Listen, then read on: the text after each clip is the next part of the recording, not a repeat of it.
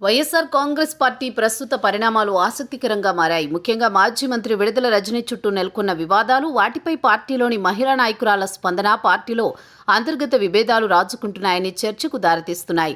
ఇటీవల విడుదల రజనీ విషయంలో ప్రెస్ మీట్లు నిర్వహించాలని పార్టీ అధిష్టానం నుండి మహిళా నాయకురాలకు సందేశాలు వెళ్లినట్లు సమాచారం. అయితే దీనిపై కొందరు మహిళా నాయకురాలు అయిష్టత వ్యక్తం చేసినట్లు వస్తున్న వార్తలు వైసీపీలో అంతర్గత పరిస్థితికి అద్దం పడుతున్నాయి. విడుదల రజనీ, ఆమె అనుచరుడి చుట్టూ ఇటీవల చోటు చేసుకున్న అరెస్టులు, ఆమెపై వచ్చిన ఆరోపణలు రాష్ట్ర రాజకీయాల్లో కలకలం సృష్టించాయి. ఈ నేపథ్యంలో విడుదల రజనీకి మద్దతుగా నిలిచేందుకు, ప్రభుత్వ చర్యలను ఖండించేందుకు ప్రెస్ మీట్లు ఏర్పాటు చేయాలని వైసీపీ నాయకత్వం మహిళా నేతలను కోరినట్టు ప్రచారం సాగుతోంది. అయితే కొంతమంది మహిళా నాయకురాల నుండి దీనిపై ప్రతిఘటన వస్తున్నట్టు సమాచారం.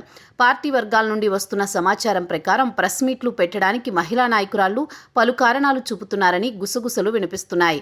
విడుదల రజనీ కోసం తామెందుకు ప్రెస్ మీట్లు పెట్టాలని, ఆమె తమకంటే సీనియరా లేక పార్టీ కోసం ఏదైనా గొప్ప పని చేసిందా అంటూ వారు ప్రశ్నిస్తున్నట్లు తెలుస్తోంది.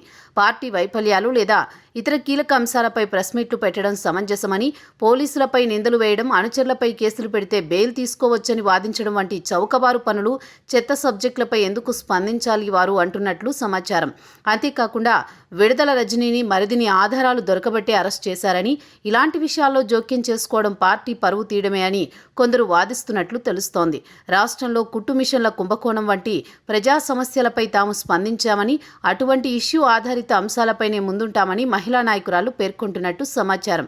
కొంతమంది నాయకులు, ముఖ్యంగా వంశీ, విడుదల రజనీ, కొడాలి నాని, అంబటి వంటి వారి వలనే పార్టీ నేడు ఈ పరిస్థితిలో ఉందని మహిళా నాయకురాలు భావిస్తున్నట్లు వార్తలు అంతర్గతంగా అసంతృప్తిని సూచిస్తున్నాయి. విడుదల రజనీ లాంటి వారికి ప్రాధాన్యత ఇవ్వడం పార్టీకి నష్టమని, జగన్ను మళ్లీ ముఖ్యమంత్రిని చేసుకోవాలని క్యాడర్ కోరుకుంటుంటే ఇలాంటి నాయకుల వల్లే డ్యామేజ్ అవుతోందని నేతలంతా భావిస్తున్నట్టు సమాచారం. ప్రజా సమస్యలపై కాకుండా వ్యక్తిగత ఆరోపణలు, పోలీస్ కేసుల చుట్టూ తిరుగుతున్న రాజకీయాలపై క్యాడర్లో నిరాశ వస్తున్నట్లు స్పష్టమవుతోంది.